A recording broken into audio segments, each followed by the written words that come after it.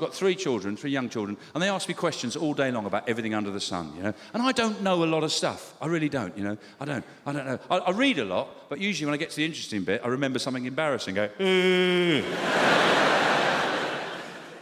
they ask me questions about science and things like that. You know, for a while, I thought a house was being haunted by my old physics teacher. And he's just going around the house going, ooh, ask your dad about magnets.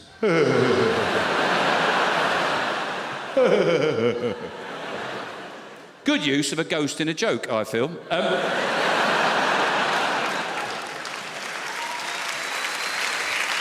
Thank you. And they'll come up to me and ask me about magnets and gravity. No, I can't explain them. But I don't like saying I don't know beats me, ask your mum. It wears away at my self-esteem. So I just lie. I make shit up, you know. And they'll say magnets. I go, well, magnets. You know when you go to school in the morning and some kids you're pleased to see, other kids you're not that bothered about. Metal's a bit like that. And they're happy with that, you know. Gravity, oh yeah. You know when an apple falls out of a tree, it creates a force that sends the birds up in the air. Because apples are heavier than birds, as we all know, because birds are made of feathers. Everyone knows that. Solid feather right the way through. And the Earth's got a core. That's right, it's got a core. It's trying to get all the apples back. To make cider for God. That's right, yeah. A verb, I think that's an old Cockney word for a tenor. Yeah. Yeah, that slag owes me a verb. Here, George, put a verb on that horse for us, will you? They asked me about Velcro. I got this vague notion it's got something to do with the Apollo missions. I said, Velcro grows on the moon. It grows on the moon, yeah. Basically, it's moon grass. That's what it is, really, yeah. That's why the astronauts walk like that.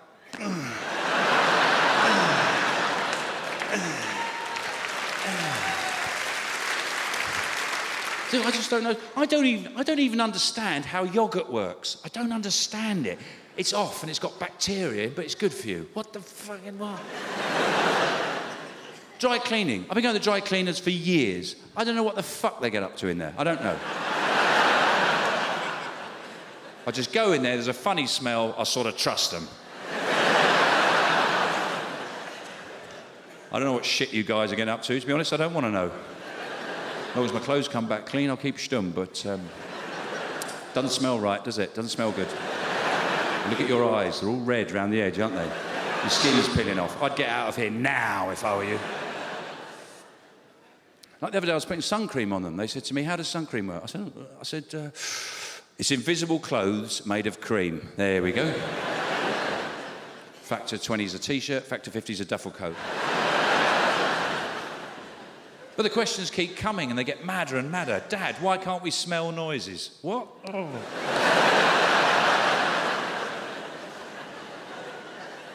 If we could see our face in water, can we drink mirrors? So what I do is I just lie, you know, and it makes me feel better about myself, and I'll save on university fees, you know, so. But there's a theory of parenting that you should never lie to your kids. You know, there is a theory that you should never, ever lie to your children, apart from Father Christmas, the Tooth Fairy, and how hot the food is. You know, which is... It's fair enough, isn't it? If they've been giving you a difficult day, it's a bit of payback. Those fish fingers, yeah, they've been out for a while now, yeah, work away on those, yeah.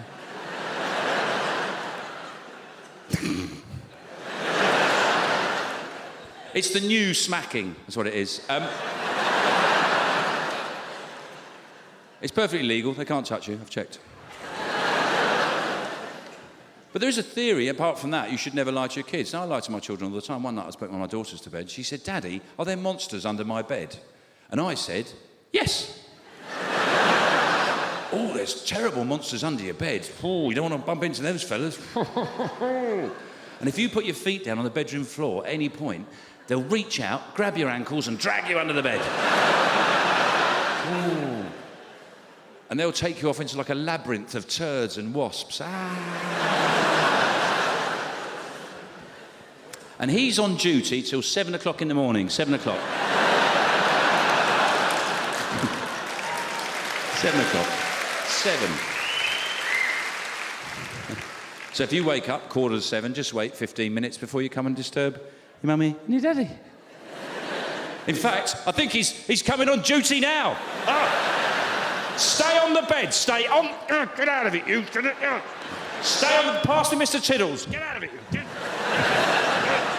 Stay on the bed. Stay on the bed. Good night.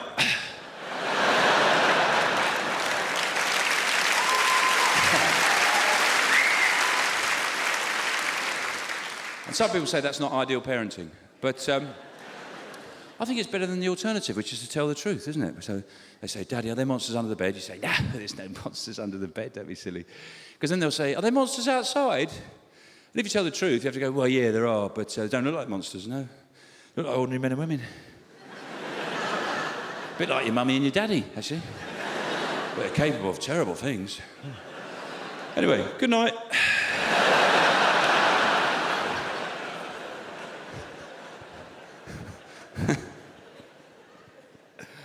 If there's anyone from social services, I don't do that.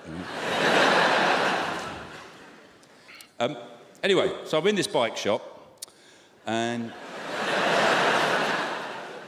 I don't know how else to bring it up, really. 'Cause I had my bike stolen, and as anyone here who's had their bike stolen will know, there's no chance of you getting the bike back or anyone getting punished for it. We've got a very laid-back attitude towards bike theft in this country, haven't we? We treat it a bit like they do cannabis in Amsterdam, you know? I'm sure there's guidebooks to Britain which go, hey, come to Britain, they love it if you steal their bikes. Those crazy Brits love nothing better than you ride off with their brand new bike. Come to the British Bike Stealing Festival and ride off with their brand new bikes. Because I regularly see fellas riding on, they've got one bike and they're holding another bike, which they've obviously just nicked. But people just go, oh, look, he's nicked a bike. Yeah. Like it's an old pastime, yeah? Unless he has such a vivid relationship with his imaginary friend, he bought it a bike. I don't know. So anyway, I'm in the bike shop, right, and I was attracted towards this lady's bike, you know. I thought I quite liked it, you know, like that. And because I like the step through, you know, when you do that, I quite like that. You know? But the guy in the bike shop was going, yeah, but it's a lady's bike. You should get this hybrid multi-terrain thing. And I'm going, yeah, but this is nice, isn't it? You put that, and the saddle's lots of room on the saddle, isn't there? And you can put all your stuff in that basket thing there. It's a brilliant bike. And you're going, yes, but it's a lady's bike. It really pissed me off. I didn't buy a bike in the end, you know. And I can understand if I went to Marks and Spencer's for a vest, came out in a basque, you know, have a word.